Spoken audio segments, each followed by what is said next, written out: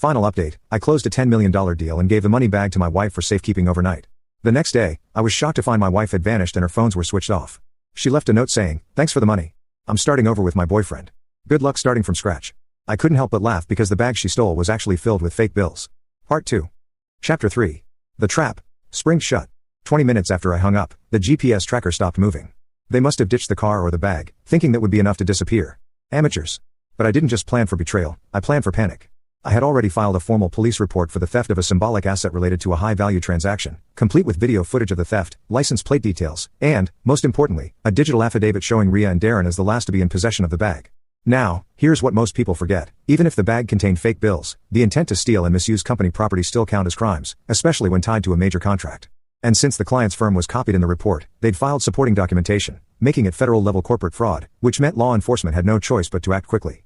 10:12 a.m. That same day, I received a photo from my lawyer, Darren face down on the hood of a police car being cuffed. Ria, tear-streaked and screaming in the background, barefoot in the gravel driveway of that trashy rental cabin. Along with the photo came a message, "Arrested without incident." Police retrieved the bag and confirmed its contents. Charges pending. Want to press for felony or walk away? I sat with that question and smiled. 2 days later, police station conference room. I agreed to meet with the authorities to close things out. Ria and Darren were being held for questioning.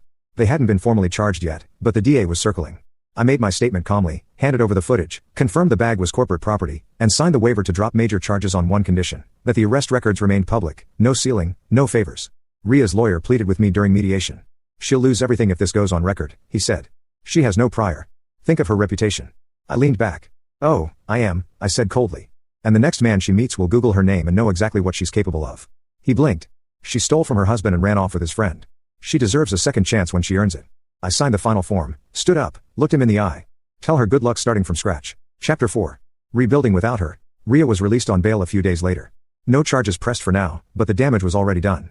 The moment the arrest photo hit local gossip sites, her world began to collapse. Friends? Gone. Job? Fired the next morning. Social media comments flooded with words like thief, snake, and gold-digging traitor. But the real hit came from her family. I hadn't told them a word. I didn't need to because the internet did it for me. Her mother sent me an email, a short one. "John, I'm so sorry. We had no idea. She's not the daughter we raised. You didn't deserve this. We support whatever you decide to do." I didn't reply because I was already done talking. Meanwhile, I rebuilt quietly, powerfully. The $10 million deal went through cleanly. My client, impressed by how I handled the attempted theft, actually introduced me to 3 new corporate partners. My firm expanded into 2 new markets within the month. But even better, I used Ria's betrayal to fuel my public brand.